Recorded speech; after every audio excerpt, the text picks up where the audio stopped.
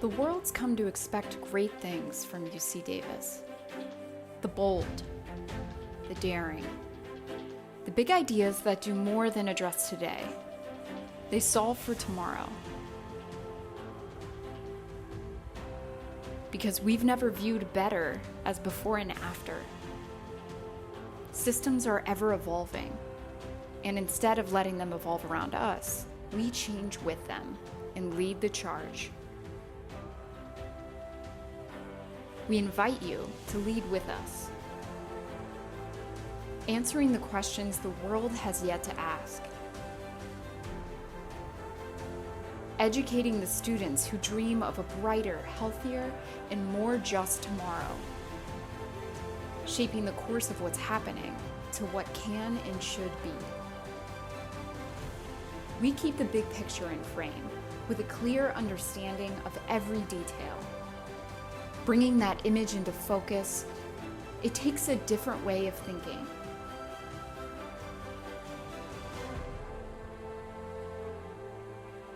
A different way of looking at the world. It takes a fresh point of view beyond a single vision. The kinds of collaborations that advance what's healthy, humane, and right. The kind of approaches that push the edges of unconventional. The kinds of solutions that reframe what's possible. The kinds of leaders that reveal a new way forward. Big ideas that seem unimaginable at the start simply need the time and space to grow.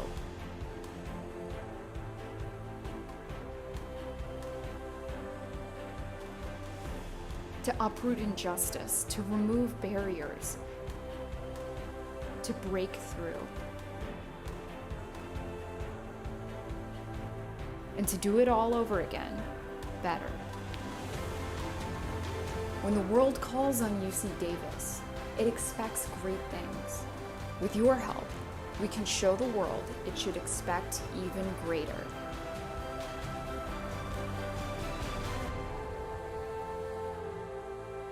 Expect greater from UC Davis for the world.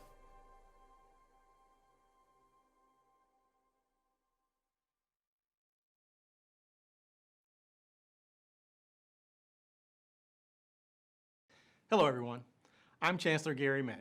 I'm so glad you could join us for another great Plugged In event. Today, you'll get an insider's look at how the UC Davis Department of Design is redefining what's possible through the power of innovation and collaboration. UC Davis has a long history of working collaboratively across many disciplines to tackle the world's most pressing challenges.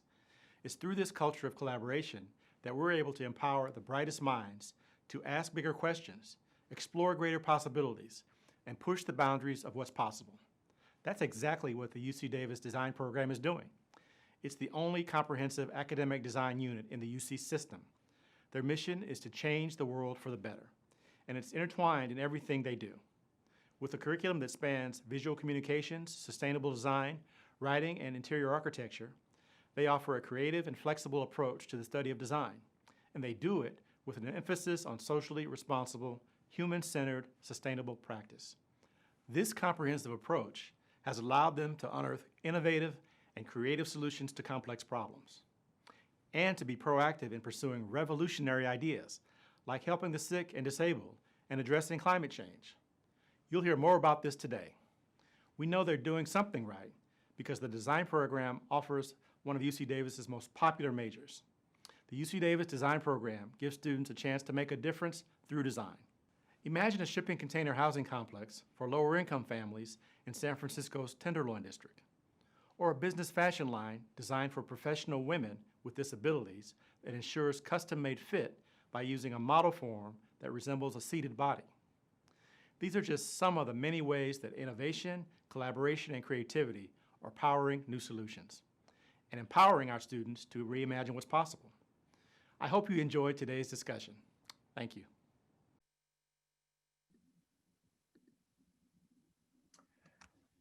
Good afternoon. Welcome to you all. Thank you very much for joining us today. My name is Ari Kelman. I'm currently serving as interim dean of the College of Letters and Science. I joined the faculty at UC Davis in 2005 as a professor of history. I'm enormously proud to be part of the Aggie community. As I said, I'm currently the interim dean of the College of Letters and Science, or LNS. In that role, I provide guidance and leadership for the largest academic unit on campus. LNS has more than 30 departments, more than 100 programs across the arts, the humanities, the social sciences, and the math and physical sciences. My job is to do what I can to make sure that faculty, staff, and students all are supported and positioned to do their best within the context of a world-class institution like UC Davis. I'm absolutely delighted to be with you here today. I'm going to be serving as the moderator for this plugged-in event. In the course of the next hour, you'll get an insider's look into how our college's Department of Design is harnessing the power of innovation and collaboration, redefining national conversations regarding human-centered design. As the chancellor said in his video just a few moments ago, our Department of Design is one of our largest undergraduate majors. Not only are the faculty who you'll hear from today incredibly dedicated to the work that they do, work that improves the lives of the people of California, the nation and world beyond, but they're also incredibly dedicated to students here at UC Davis. With that said, the university wanted to host these plugged-in events for you, the members of the audience, the supporters of UC Davis, so we can stay connected with you during these times of physical distancing, times that are truly challenging for all of us. We want to keep you apprised of the many exciting things that are happening here on the campus.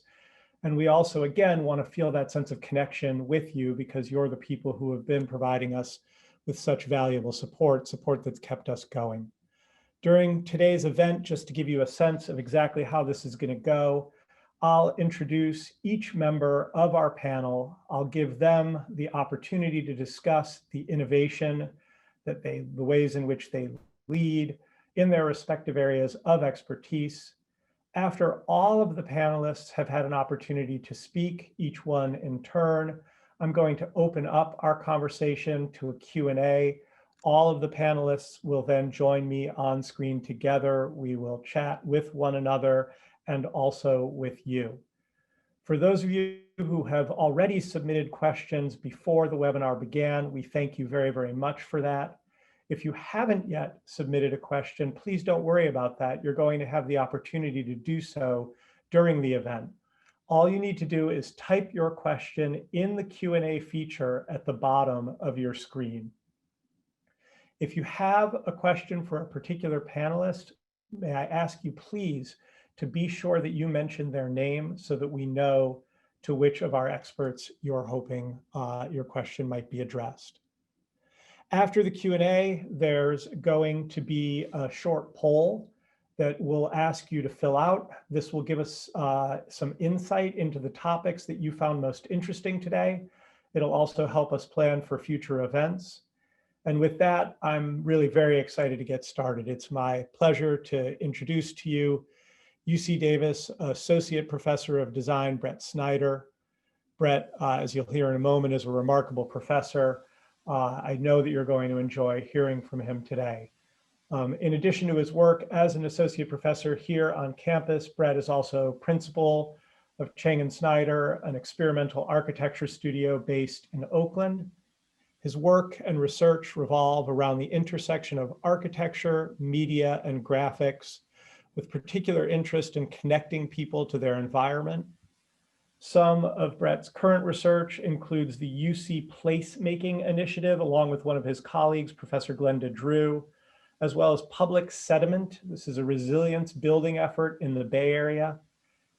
His work has been exhibited internationally, including at the 2012 Venice Architecture Biennial. He's received numerous awards, including a recent Environmental Design Outreach Association Award for the community engaged design work that he's done with Public Sediment. And with that, I'll ask you please to join me in welcoming Brett. Thank you so much, Dean Kelman, for the really nice introduction. Again, I'm Brett Snyder, and I teach in design. And my area of focus is the intersection of architecture and graphics. So in my work, this translates into an array of projects, many that fit into the category of participatory design and placemaking. What some of you might ask is placemaking. So placemaking refers to methods that designers use to connect people to our environment, often connecting people to the specificity of place, its cultural heritage, ecological function, for example. A couple of recent projects I would mention that I've worked on. One is called Fog Waste, and it's with the city of San Jose, which was to address a big problem that many cities face, which is caused by fat, oil, and grease, which enters our wastewater systems. And it can cause real harm to both the infrastructure, but also the local ecologies. So if you're like most people, you don't think much about where your water goes when it goes down the drain. But our collective negligence can actually cause severe environmental damage. While some might look at this as an engineering problem, San Jose, to their amazing credit, looked at this as a values and knowledge challenge, and one that is around how we understand our relationship to water and to the relationship of our infrastructure. And when I say we, in many of my projects, I collaborate with a colleague in landscape architecture, also at UC Davis, Claire Napawan. We often work very closely with different communities. In the Fog Waste project, we met not only with city workers, but we also met with several parents groups. And after listening and talking with people, we designed small interventions that help build awareness, but that work systematically, including things like painting trucks, manholes, and other things to really think strategically throughout the city about this issue. Now, not only did this project win various awards, but it also gave us opportunities to work on similar projects, including a somewhat similar initiative that we started just before the pandemic in Davis. Another recent project I've worked on that Dean Kelman mentioned is public sediment. And this was with the landscape architecture firm called Scape, based out of New York, that I would encourage folks to look at if you're not familiar with. This was part of the Resilient by Design Challenge that went from 2017 to 2019. We also worked with colleagues at other institutions, Cal, Stanford, and CCA, to really think at a large scale about how we think about building resiliency in the Bay Area. This project really thought about climate change, but it also approached climate change in a way different than I think one might typically think of. And similar to the Fog Waste project, we thought about Alameda Creek. Now, one thing I would just mention is in the last century, 90% of the marshlands around San Francisco Bay have disappeared. And a big reason for this is that sediment no longer reaches the bay. And so many of the waterways in our communities were kind of thought of simply as a problem of flooding. And one of the ways that we thought about this is the idea of almost unbuilding. And so our role in this project as designers was really about teasing out the way that people value the creek, value water systems, and think about their role in our communities. So what's been so exciting on this project is that through our collective efforts and the hard work of Senator Bob Wieckowski, we were able to help allocate $31.4 million towards the restoration of this creek. Working on these multidisciplinary projects has really allowed me to also bring some of these real world problems into the classroom. I'll leave it with that. Thank you so much. Thanks, Brett. That was really terrific. I appreciate it. We'll look forward to hearing more from you in a moment when we get to our Q&A. Now, though, I'd like to introduce Professor Gozda Goncu Berk, assistant professor here in our Department of Design, the leader of the WEAR Lab. Dr. Gonju Berk's research focuses on human-centered design of textile-based wearable products for people with special needs, such as those suffering from chronic disease, people with disabilities, people who are elderly, and children. Her interdisciplinary work explores possibilities in electronic textiles and smart clothing, including new materials, digital fabrication technologies that might help us facilitate design for different body types, for environmental and activity-based contexts. Some of Dr. Gonju Berk's current research includes the development of reactive clothing. This is clothing that responds to anxiety through tactile actuation, also working on a face mask for children with adjustable fit and improved usability features, and 3D printed e-textile structures, which I could pretend that I know what that means, but I'm not even going to try.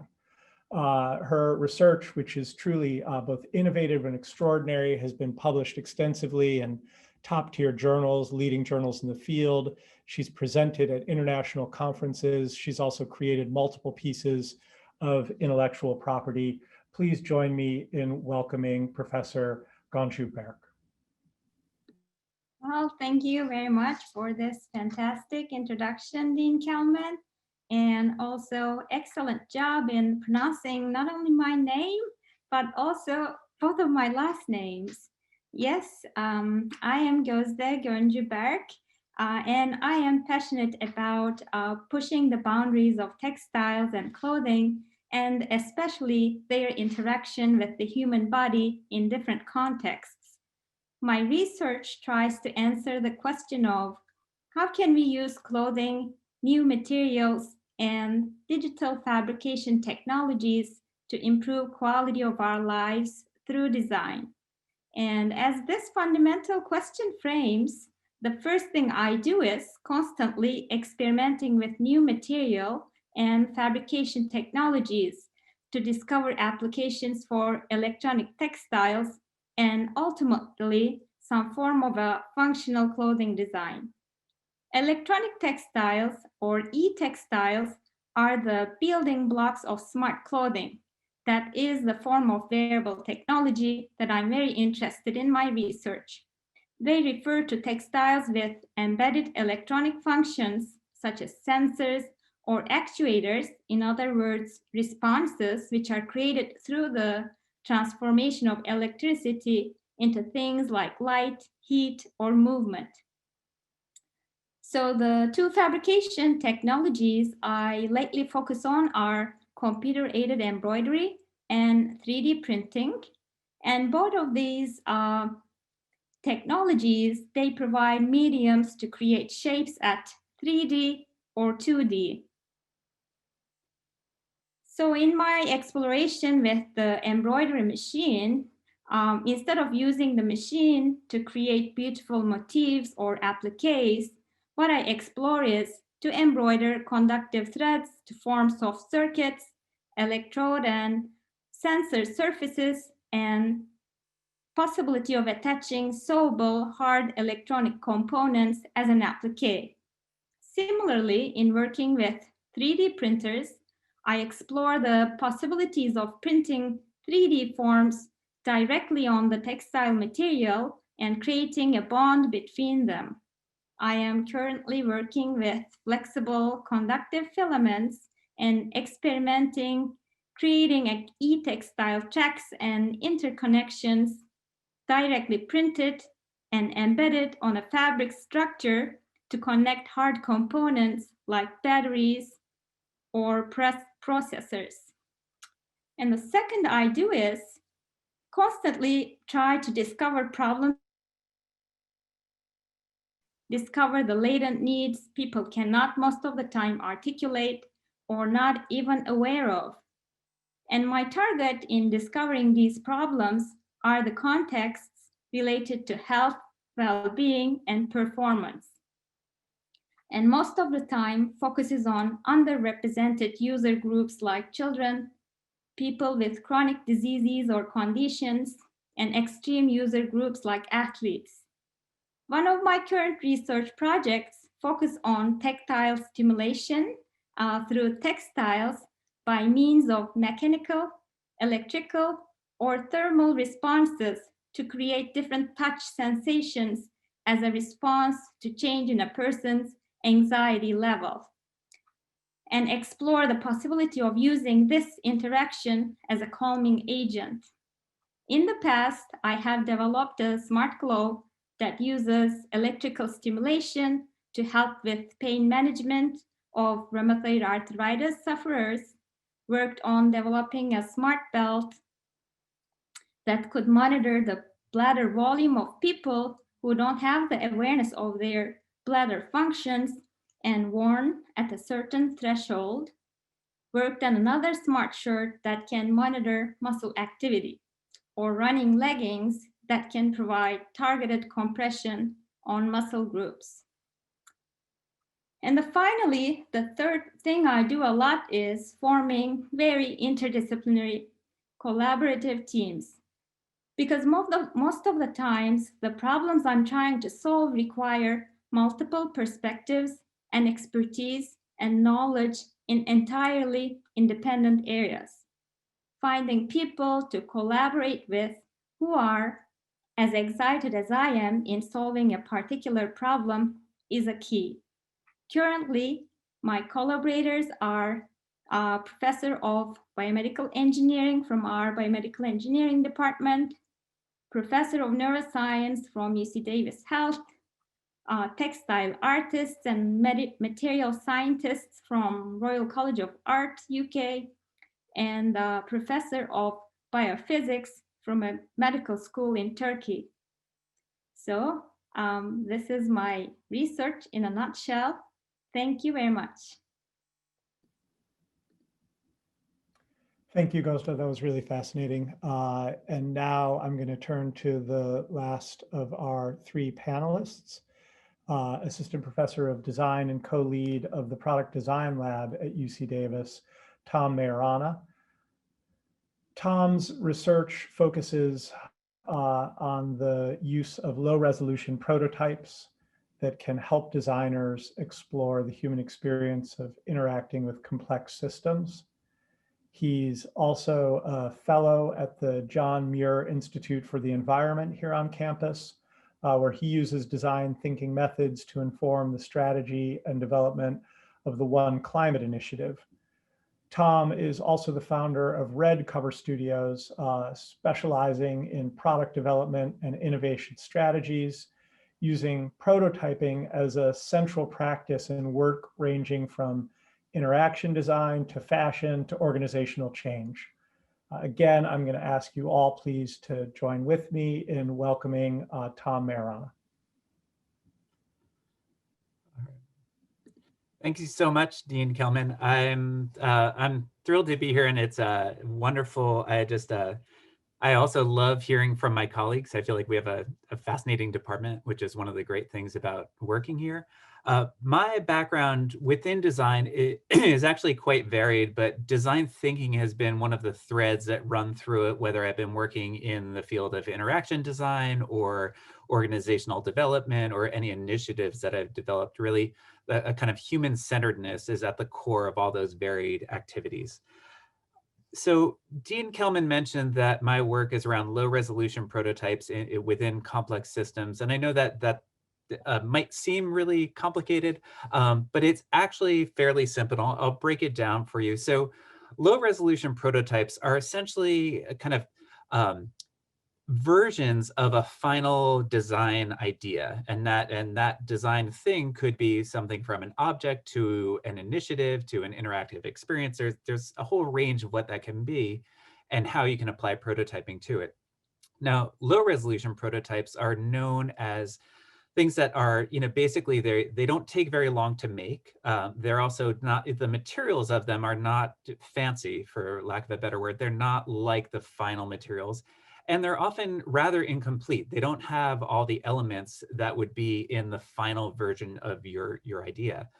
And the reason that they're really effective is that the fact that you can build them quickly and they're cheap to make is that they offer this way to have a ton of exploration of an idea before you've really invested. And what that means is that allows for the designer to have this sense of humility, right? They can go and explore things without having to have this sense of certainty about having the right answer. It allows for this kind of potentially meandering and much more generative way of approaching how we design. And so what I do in my work is take these lessons of, low resolution prototyping that have come from, the design of physical products. And I think, how can we apply those to complex systems? And one example of a complex system would be, let's say, a policy. Uh, and so for the way policies typically work is that the stakes are really high and the scale of them makes them such that you really want to have as much confidence as you can about the efficacy of a policy before launching it. But typically what happens is they're analyzed for years, if not, decades. They're kind of the best understanding is put forth and then it's launched, and this kind of, let's cross our fingers and hope it works, right? Let's hope that people do what we thought they would do. And what I'm interested in is, how do we actually use more of a prototyping approach to create kind of more responsive, more human-centered, more kind of flexible and generative approaches to how we think about complex issues like policies.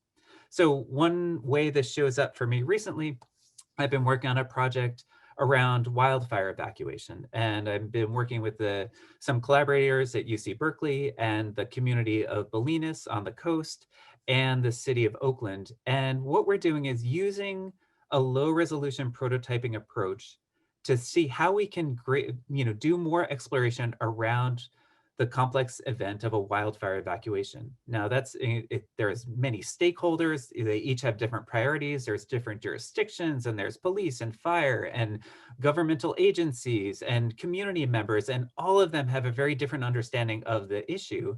And all of them are expected to somehow do this on the first try, right? Wildfires, they're becoming more common, but they're still a fairly rare event that most people don't get to experience. So what I've done is, in this case, the low resolution prototype has been a tabletop game that basically surfaces different conversations, different issues that might not come up until an actual event, and brings those up before folks are under pressure so that folks have a chance to understand each other, to work through some of those issues in a low risk way, so that when they finally get around to using those inputs to create a policy, that policy can be far more tailored and aligned with what they've learned from the community, and the community is better prepared for something like that. So that's just kind of one example of how I use low resolution prototyping for complex systems. There's a bunch of different other projects I've worked on, but I'll leave it there. Really appreciate it. Thanks again to all of our panelists for sharing their innovations in human-centered design. Before we dive into questions, I want to take a moment to comment on the importance of the research and the programming that our panelists are leading. It's because of these researchers and researchers like them throughout the College of Letters and Science and throughout the university that UC Davis is leading the charge in making the state of California and the nation and the world beyond a better place. We here at UC Davis take bold ideas, we create daring and innovative solutions. Each of our panelists today represent the campus's commitment to outgrowing the expected, to challenge the status quo, to form new questions, to show persistence in the face of adversity, and to find ways to help those who need it most. I am proud and also humbled to call them my colleagues. With that, let's move on to our question and answer segment. I'm now going to invite all of our speakers to come back on screen as we begin our discussion. We had a number of questions, outstanding questions that were submitted to us. We're going to dive into those, the ones that we got in advance of our event first. And then we will move into questions that we received during the event itself. So let's see, is everyone on screen right now? I see Brett, I see Tom, and I see Gozda. Okay, look, Zoom is working. Wonderful. 2021 really is a better year. So I have a question to begin, and this is for all of you. I hope you'll all feel free to chime in. Again, if we can make this conversational, I think the audience will enjoy that. I know that I will. It's fairly clear that all of you have very, very focused research agendas. All of you have done an enormous amount of work. You're very, very productive as scholars. I know that you're all also, as I said at the top of the event, excellent teachers. I'm interested now if you could talk with one another and with me about how you made the transition to working in the context of the COVID crisis. I'm interested in the pivot to remote teaching. If any of you have been teaching either last spring or in the fall, or if you're teaching now in the winter, and also how you've continued to do your work as designers. I'm going to ask you to think about, if it's all right, a couple of specific questions. One is those areas in which you've been surprised by new insights that you've gained either into your teaching or your research as a result of working remotely, and also those areas that have been most challenging, and how you, in particular as designers, have thought about ways that you might overcome challenges associated with remote instruction and remote work, with surviving during a pandemic. And any of the three of you can lead off. You know what, Tom, I'm watching you nod your head, so you just involuntarily stepped up to lead off. All right, well, um, I mean, I think one of the things that has been pretty humbling, but I think instructive and related to both research and teaching is just that I think one of the things that makes design really fascinating right now is the fact that, you know, the kinds of challenges the students we have are the kinds of things that they are going to face in the prime of their careers, we don't even know exist yet, right? There's just so much uncertainty in terms of, you know, either whether it's technological developments or kind of implications for things like climate change. And I guess in teaching, you know, I started teaching with last spring where we, you know, launched and had to regroup. And I think it became an instructive thing to help them understand, like, hey, as difficult as this is, you are getting training for working and responding to uncertainty in the class setting. And I think that is going to be something that they're going to have to get good at. And so I think it's great that we've got the opportunity to help them, you know, in the relatively protected experience of, you know, the classroom, where they can start to get better at dealing with ambiguity and uncertainty. So I think that's one of the key things that's come up for me. That's why I was nodding. Yeah. That's great. Gozda? Yeah, sure. So it's been rather challenging research-wise, as my research is very hands-on and requires prototyping and testing things all the time. So yeah, I had to carry many things, devices, materials to home. Then I had to carry the home itself to somewhere bigger so I can have a space to work and teach. Those were the major things. And then this delivery and pickup became the essence of my research.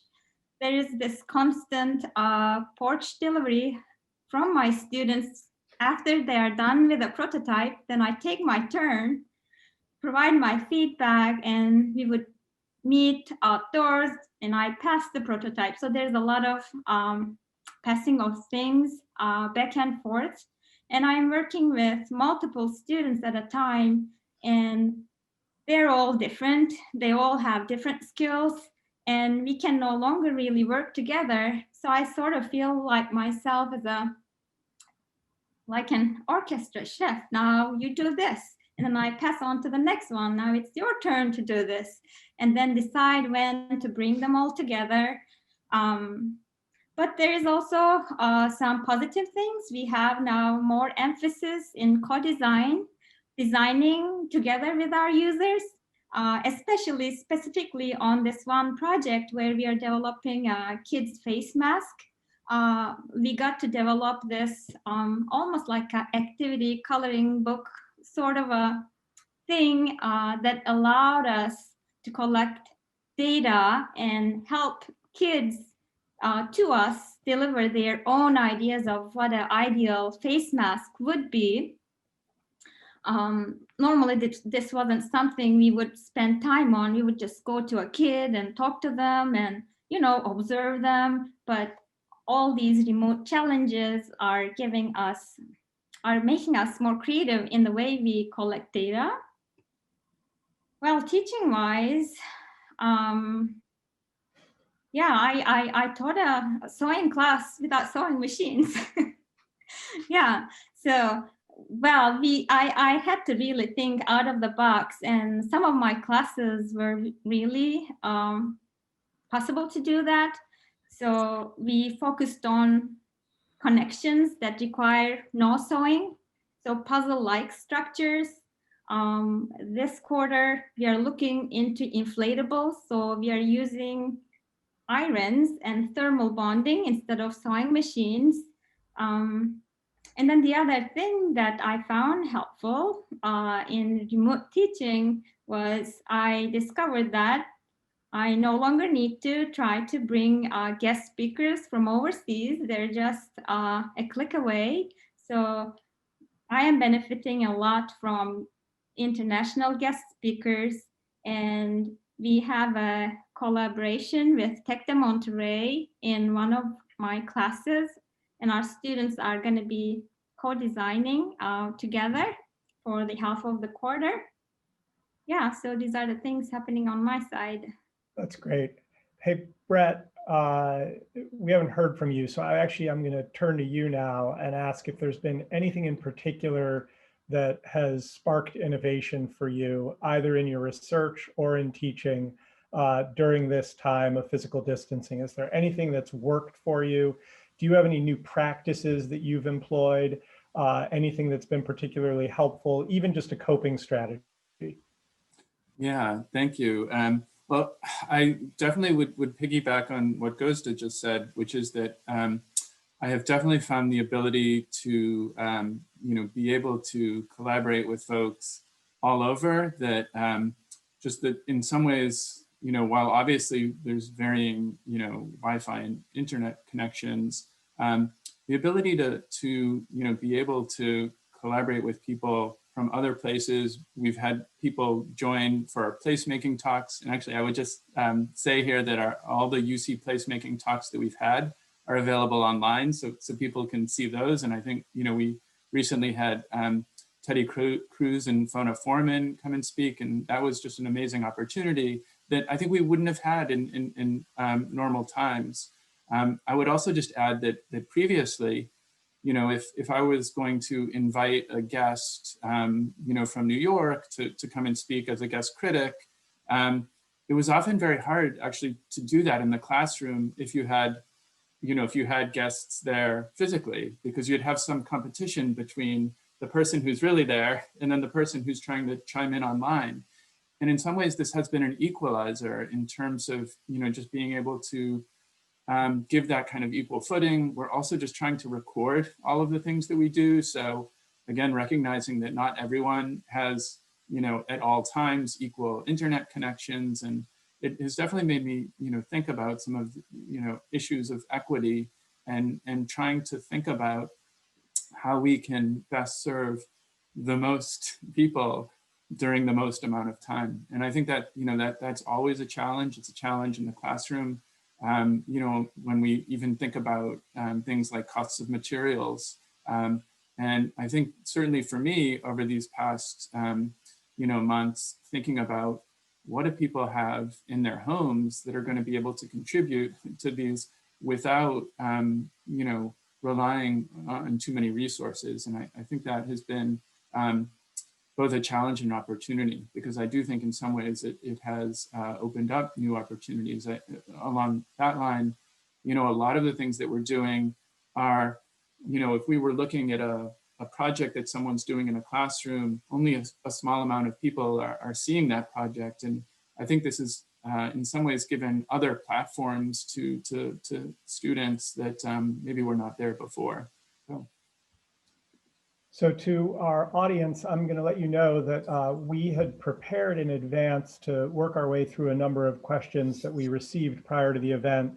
But because we're working with 3 innovators, I'm going to ask them to innovate on the fly here. I want to involve the audience that's with us as well in the moment. So I'm going to turn to a question now that I think is really interesting. We have a number of departments in the College of Letters and Science that for prospective students are what I would describe as legible, which is to say my home department of history or the Department of English, or for example, the Department of Philosophy. Students understand what those disciplines mean. They have a sense at least of what study in those disciplines might entail. A Department of Design for a high school student may be relatively unfamiliar. Design is a capacious discipline. It encompasses a variety of different things. And so Mark Miller asks, what's the best way for someone just entering high school to prepare for a career in this area? What would you recommend to young people who would be inspired by the kind of work you're doing? What should they be thinking about as they're entering high school, even before they matriculate at UC Davis? Because of course they all want to come here. I'm fine with any of you stepping in. Otherwise, I'm gonna go to, let's see here. I'm gonna go to Gozda. Yeah, so advice to high school students. Yeah, I would say most of what we do is problem solving.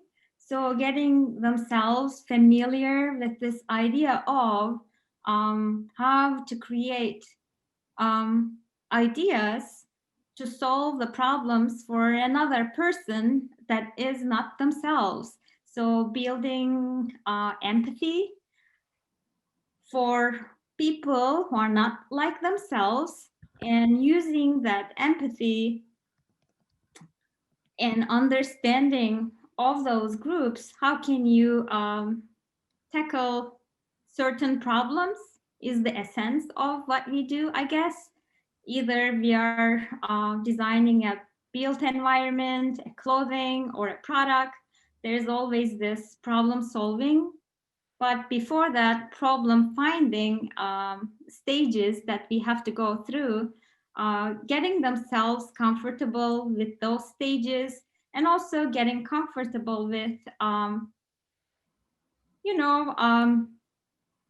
accepting ideas without any judgment at the beginning, and then slowly elaborating on those ideas. Yeah, so design and creativity is not something that happens, like magically. Like you don't come up with this fantastic idea suddenly. There's a lot of research and effort behind that. So yeah, I think being aware of that is a good thing too.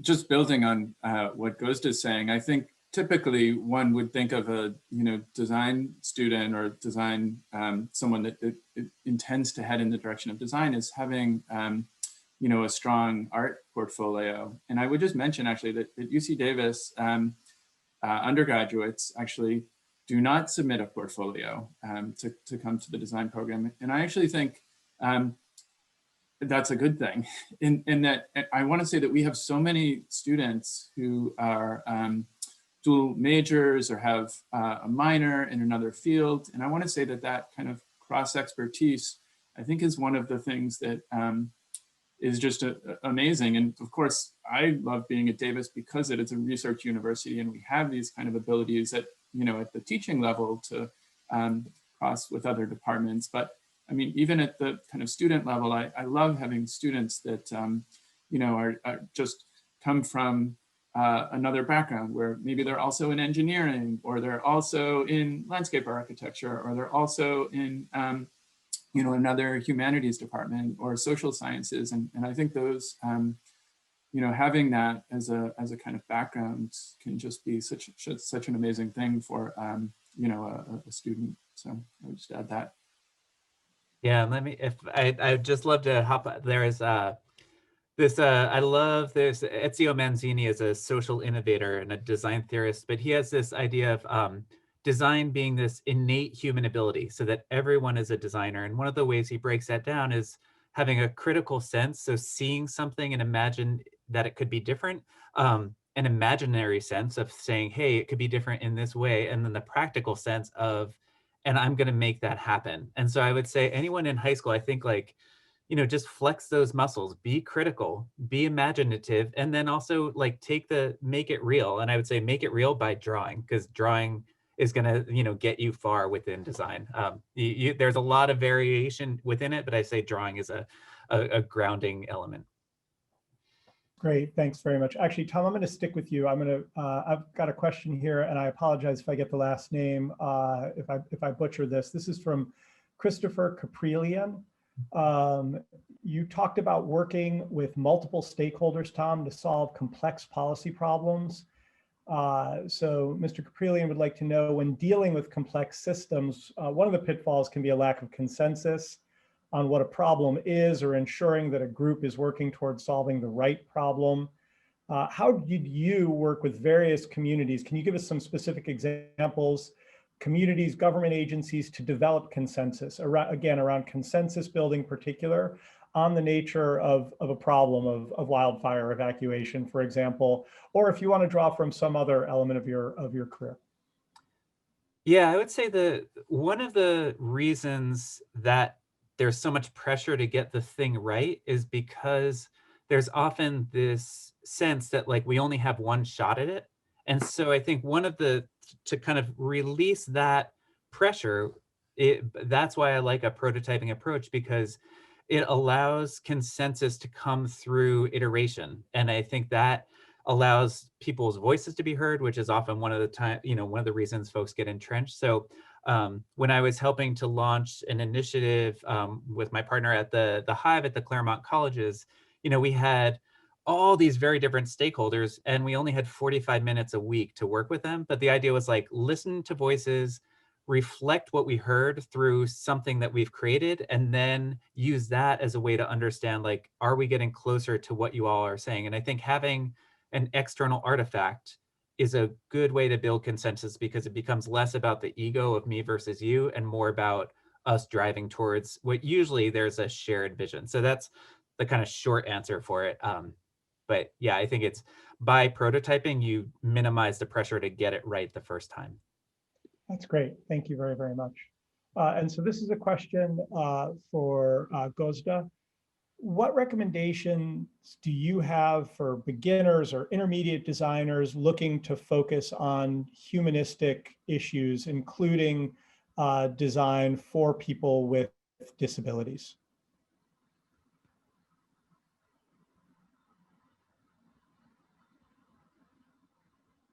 You just muted rather than unmuting, which is just the most wonderfully 2020, 2021 thing ever. Yes. Here we go. As I said, I think empathy is the key. Putting yourself into their shoes, and not only their shoes, but also their caregivers' shoes, is very important. Looking at the problem from multiple perspectives. And in my work, I try to mostly focus on making everyday life easier, which could be entirely different from a typical everyday life. Imagine like you have only one arm. How would you button your shirt? Imagine you receive nutrition through a feeding tube implemented in your stomach. Then what's your interaction with clothing? So in providing functional solutions to these problems, functionality on its own is also never a good solution. You can't really compromise the aesthetics. They still need to look beautiful, be fashionable, be trendy, because clothes have such social attributes, right? They affect how other people perceive us. they affect how we feel about ourselves. So you do really need to come up with something that's really functional, customized to the problem of that person, but also at the same time very trendy and up to date and fashionable. And actually, when you design by keeping disability at mind, you often come up with solutions that are better than you would design for the norm most of the time. So there are actually examples of that in the industry as well. If you know the OXO Good Grips products, especially the peeler, which was actually designed based on somebody's needs who have dexterity issues and rheumatoid arthritis. Yeah, so these are like my suggestions. Thank you. It's my beloved peeler, by the way, that you've just described.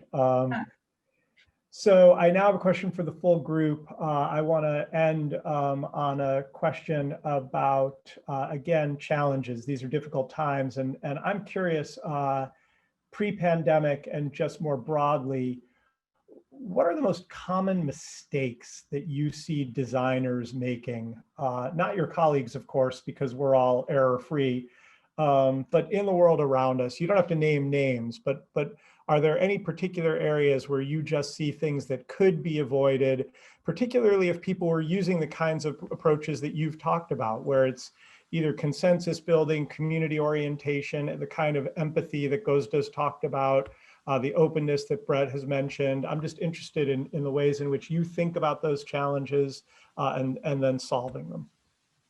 Yeah, I would jump right in and say, I mean, one concrete example comes in during the pandemic, which is that, you know, a lot of cities opened up, you know, streets for kind of closing off of streets. And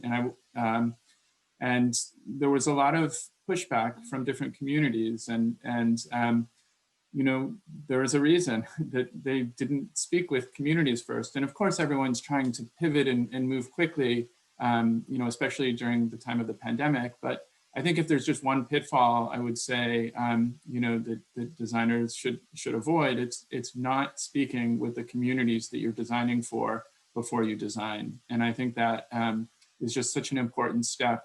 And even just to understand where people are, where they're coming from, what, you know, we have a saying with a lot of the projects that we work on, which is like to meet people where they are. And I think that idea is that, you know, you can translate that in many ways. And one of them might be that if you have a meeting, not everyone's going to necessarily come to your meeting, but if you go to someone's meeting and meet with them where they are, whether it's meeting with a parents group to, you know, talk about a particular issue in a community, or it's speaking with a community before you design something, I think just that idea of involving communities and things that we work towards, and I'll leave it there. Tom, I see you nodding. Yeah, I just want to note that it's important for everyone to realize that university administrators and particularly interim deans never make that mistake. We always reach out to all of our constituents before we make any decisions that might be controversial.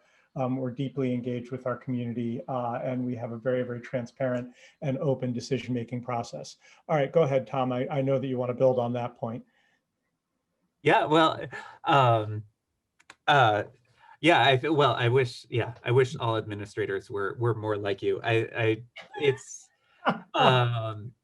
yeah, I mean, I would say just building on Brett's thing, I think the main mistake is just, I think, failing to have humility. And I think that's a really challenging thing because we need to hold, as a designer, you need to hold this confidence of like, I think I have the right answer, but you also need to be open to being absolutely wrong. And I think that's a really difficult thing to hold, but I think that is what we need more of so that there's a kind of responsiveness within design. I think human-centeredness is a piece of that that's absolutely necessary. Great.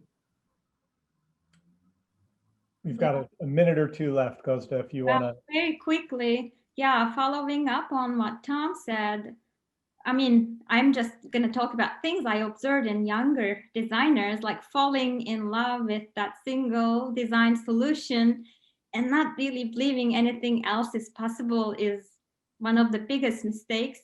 And actually, the other big mistake is being afraid of making mistakes, because that's such an important thing that helps you to come up with things that are outside of the norm. That helps you to discover new opportunities. So we all make lots of mistakes in our research every day so that we can come up with better ones, better ideas. That's Yeah. great. All right, thank you. Thank you to the panelists. Thank you to the audience for your really thoughtful and outstanding questions. We appreciate that. There is one last step today. I'm going to ask everyone if you would take a moment. You should either now or in just a moment see a poll appear on your screen. There it is. If you could take just a second, this won't take long at all, and answer these questions, I would appreciate it. And then in just a moment or two, I have a few closing remarks for you. As you're taking the poll, I'd like to again thank all of our panelists for taking the time this evening to share insights into how the UC Davis Department of Design is innovating and collaborating, how it's changing the world for the better. Again, I'd like to thank all of you in the audience, not only for joining us today, but also for your philanthropic support. You can't know how much it means to us in the university that you support us in this way. As the Chancellor highlighted in his video at the top of this evening's program, UC Davis is home to the only comprehensive academic design unit in the University of California system. This positions us uniquely as a leader in interdisciplinary innovation in creative design. Whatever your passion may be, there's a way you can help to support it. If you're interested in giving to any of the initiatives that we discussed today, then we would very, very much appreciate that.